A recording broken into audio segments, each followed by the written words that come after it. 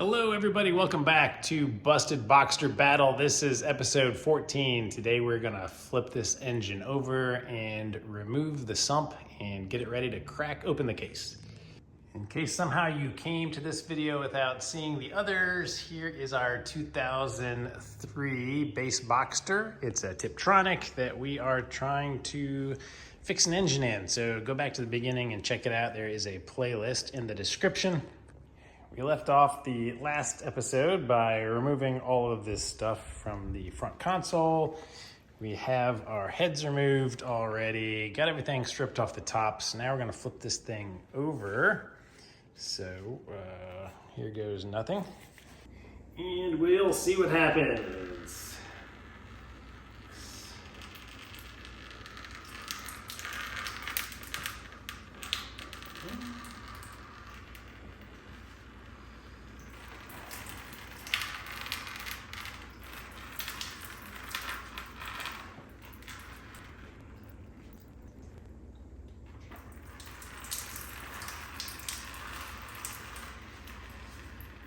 Let some fluids drain for a second. We just got some debris fall off from the top.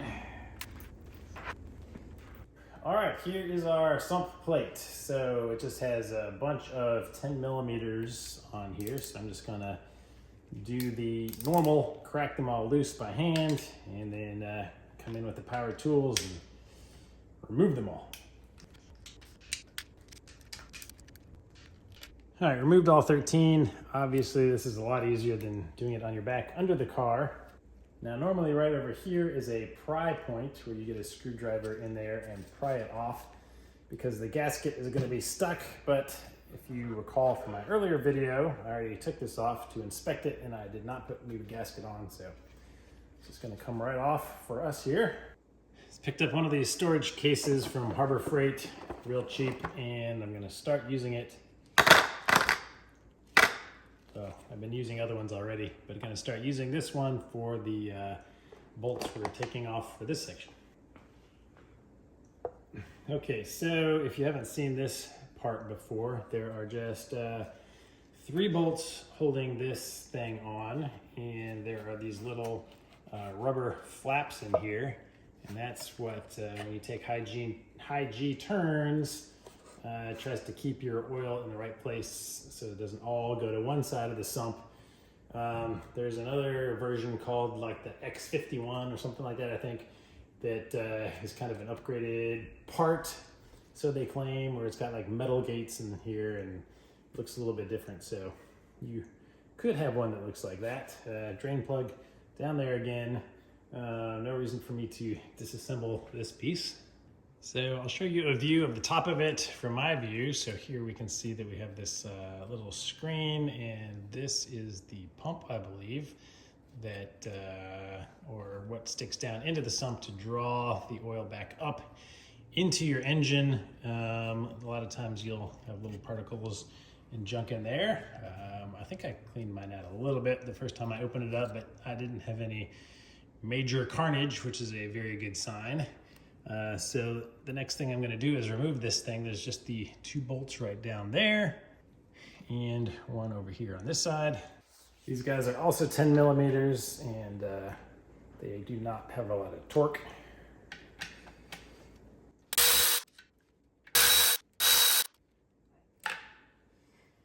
And that just comes off. There's a little gasket down here that you should probably replace.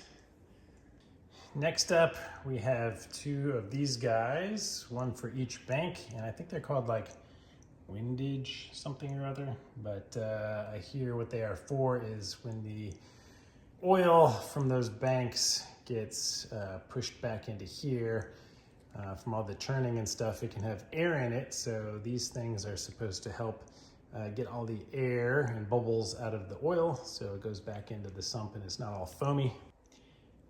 All right, I realized that the filter here that I took off, the 3rd bolt that I thought was part of it, was actually one of the 2 bolts for this thing. This only has 2 bolts. So each of these things are held on by 2 10 millimeter bolts. Just use a small extension to get down to that guy.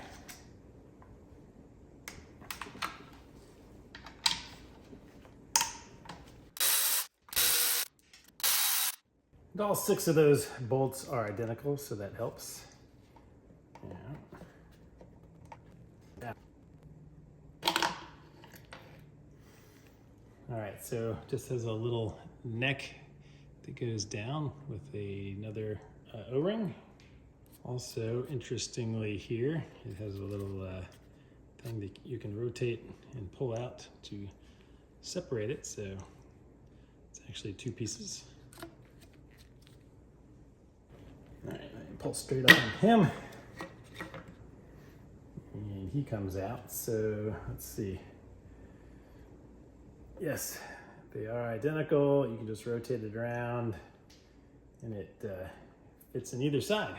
So there is one more piece in here, right there. That is another 10 millimeter. So let me take that out, see what that is.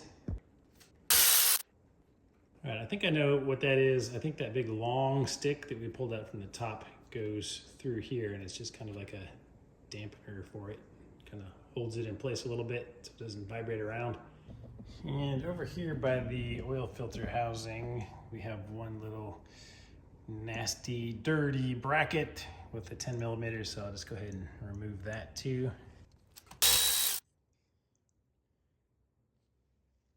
You can see all of our residual goop that has fallen out, and these pans are pretty awesome. So I'm gonna go ahead and flip the engine back over one more time, because as you can see, there's still some oil pooled up down here now that the sump is off, so we can let that all drain out.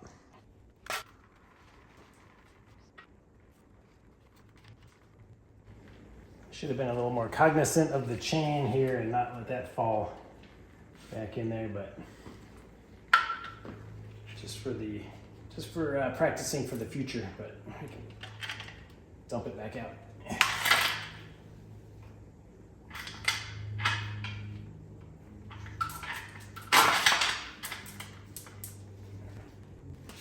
All right, this is kind of cool. During the rotation of the engine that I just did, I found in our liquid down there 2 more metal pieces that fell out from somewhere inside the engine.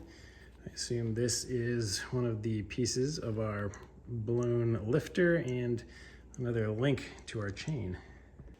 All right, I think I can take these chain guides off now. They're held on here and here with a 6 millimeter hex. So let me start with the top one.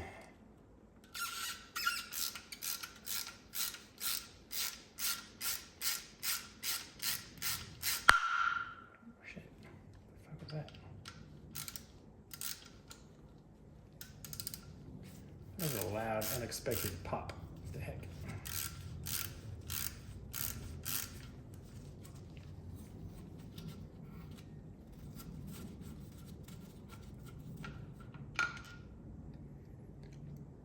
So this is just a through bolt.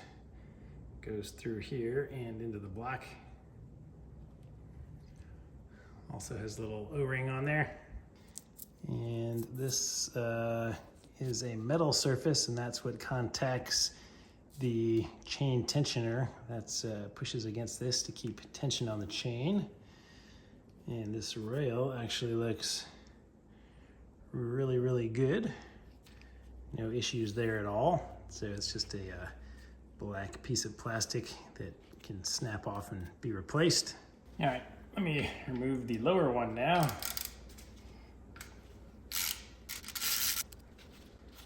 All right, no crazy weird popping sound that time.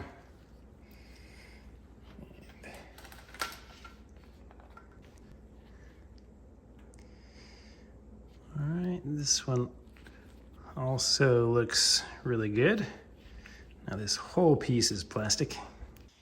All right, we can come around to the other side, and now that the transmission is off, we can get to the place right here. It's holding the other side on.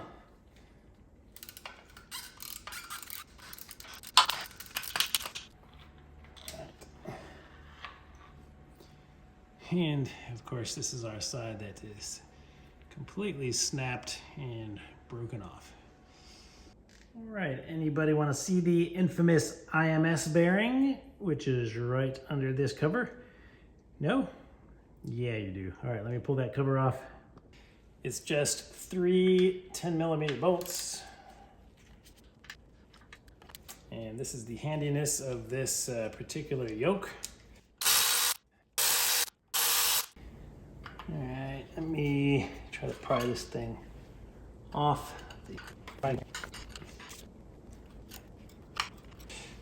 Almost forgot about the nut. It's so dark I didn't see it down here. There's a 13mm nut. All right, after you get it cracked to start coming off, it is attached to the bearing itself, so it's just gonna spin, but there is a slot in here for you to put a blade and hold that in place. So what you have to do is you have to take a 13mm wrench, put it in here, and then hold the center part with your blade, and then turn it, and it's all right, well, it's a lot easier had I not been a moron that started trying to take it out already.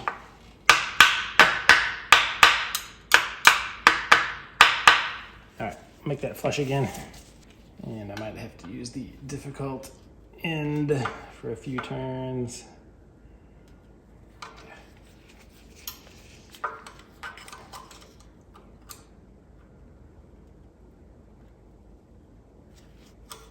Let me get a bigger flathead. Bigger flathead that I can get some leverage on. Now I can turn this.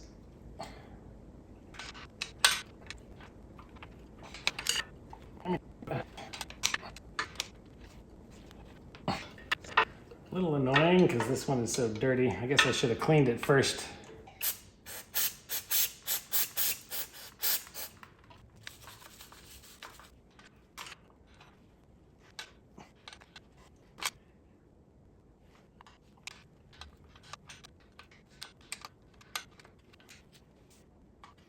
All right, now this blade is too wide because it touches both sides of the nut. We'll go back to a smaller screwdriver. Finally loose enough to unthread by hand. Okay, now back to this step. Now, as a side note, if I were doing this just to replace this as an IMS bearing job, there's a dude on YouTube called One Pisces something or other. I'll have to put a link to it sometime. Here's that video, One Pisces, Two Fish. So great job, buddy. I really like your video on the IMS replacement, where he has a fantastic IMS bearing removal video, I think. I've never done it or used his procedure, but it looks pretty awesome the way he does it. So,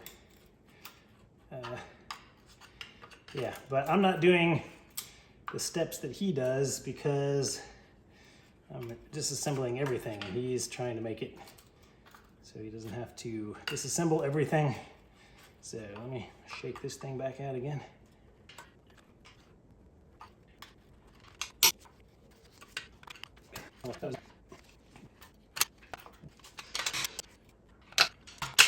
Luckily, these surfaces that I'm using a metal tool on are not a seal. All right, let me use this little metal pry bar guy. Oh yeah, that's working better. All right, I've been working on this a lot longer than I should have.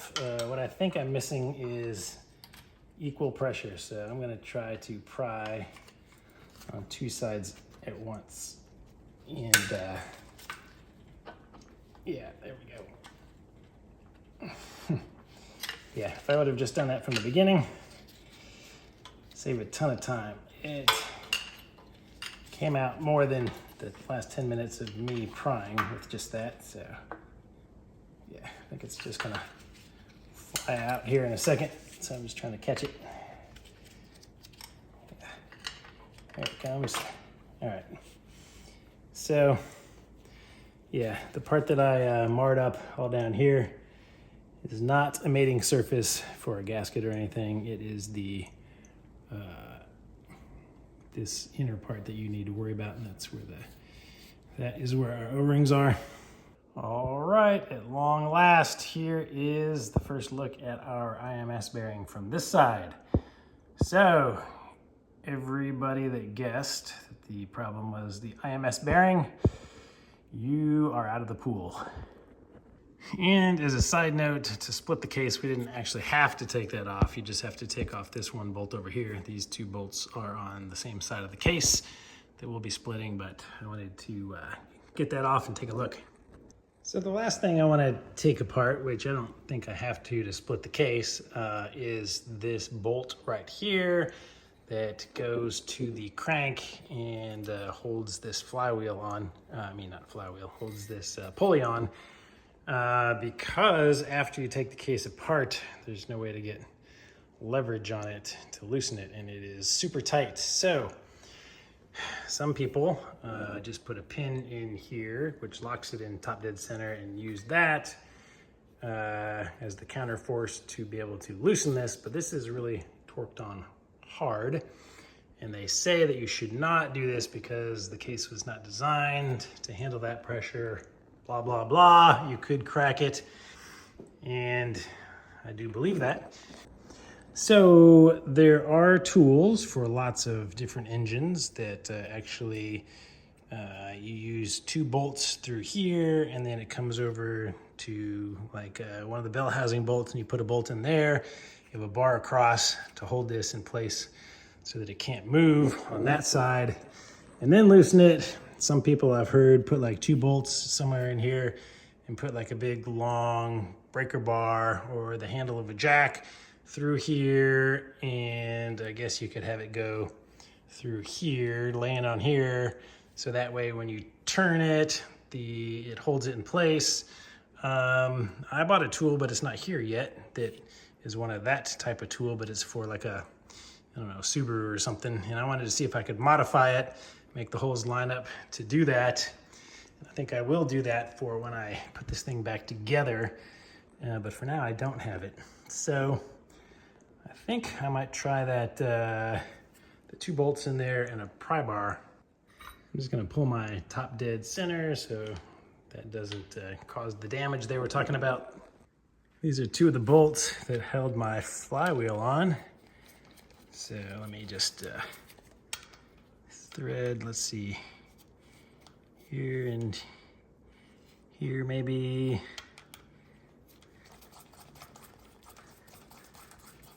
Thread them in pretty far. So there's a good bite in there. Now I have the world's longest socket extension. I'm gonna just kind of hold that here as I start turning the crank until it catches. All right, 24mm socket. This end. Get these bolts here and start turning it.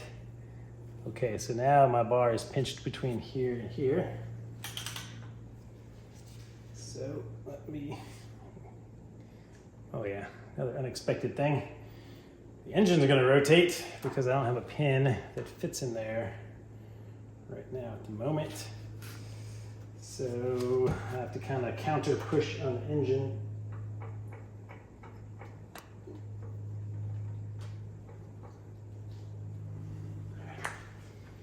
And let me get a longer breaker bar over here.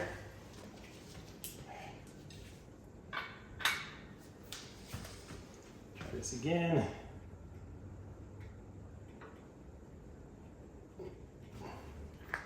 Stay, engine.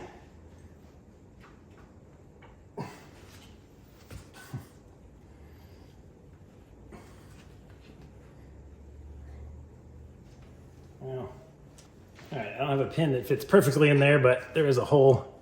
Let's see, find a small enough wrench. A little smaller.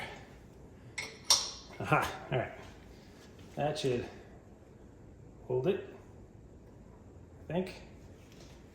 We'll see. Or it will. Holy balls. No, think he's actually bending that Allen key. Wow. Is it? Yeah, just wasn't there enough. Let's see. Come on, Allen key, hold. All right, I think it's holding. Jeez. Yes. Okay. All right. It worked. Hallelujah. Okay. Now we can remove the bolt. And these bolts are stretch bolts, so you're supposed to replace them. It's a big guy. And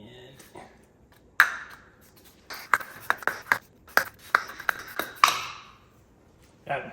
And I was always curious how you put these back on and know where top dead center is. So there is a little cutout right here and a pin on the crank. So this can only go on the right way so that it knows where top dead center is.